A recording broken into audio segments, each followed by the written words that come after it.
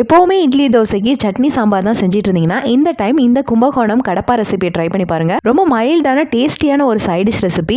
இது வந்து பார்த்தீங்கன்னா சின்ன பசங்கள்லேருந்து பெரியவங்க வரையும் நல்லா தாராளமாக சாப்பிடலாம். இதில் அந்த அளவுக்கு காரமே இருக்காது. வாங்க எப்படி செய்யறதுன்றதை பார்க்கலாம். இதுக்கு ஃபர்ஸ்ட் ஒரு குக்கரில் அரைக்கப் அளவுக்கு பாசிப்பருப்பு எடுத்துக்கலாம். அரைக்கப்புன்றது நான் 50 கிராம் அளவுக்கு எடுத்திருக்கேன். அது வந்து நல்லா அலசிட்டு ஒரு 2 கப் அளவுக்கு தண்ணி ஆட் பண்ணிட்டு ஒரு 4 உருளைக்கிழங்கு தோல் சீவி ஆட் பண்ணிக்கோங்க. அதுக்கப்புறம் ஒரு 1/4 டீஸ்பூன் அளவுக்கு மஞ்சள் தூள் ஆட் பண்ணிட்டு ஒரு 3 விசிலுக்கு நல்லா வேக வச்சு எடுத்துக்கோங்க.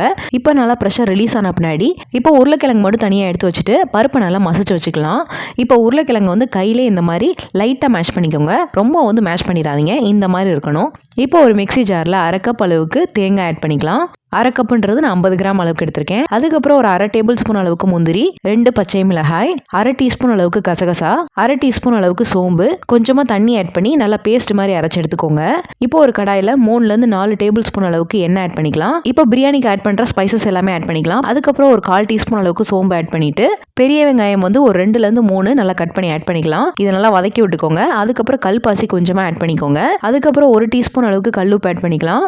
கொஞ்சமா கருவேப்பிலை, 1 டீஸ்பூன் அளவுக்கு இஞ்சி பூண்டு பேஸ்ட், இதெல்லாமே சேர்த்து நல்லா பச்சை வாசனை போற அளவுக்கு வதக்கிக்கோங்க. அதுக்கப்புறம் ஒரு தக்காளியை கட் பண்ணி ஆட் பண்ணிக்கலாம். தக்காளி நல்லா வதங்கி வந்த பின்னாடி நம்ம மேஷ் பண்ணி வச்சிருக்க பருப்பு ஆட் பண்ணிக்கலாம்.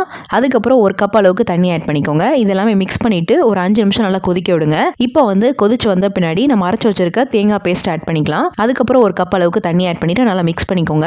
இப்போ வந்து நம்ம மசிச்சு வச்சிருக்க உருளைக்கிழங்கு ஆட் பண்ணிக்கலாம். எல்லாமே நல்லா மிக்ஸ் பண்ணிட்டு உங்களுக்கு தேவையான உப்பு வந்து செக் பண்ணிட்டு ஆட் பண்ணிக்கோங்க.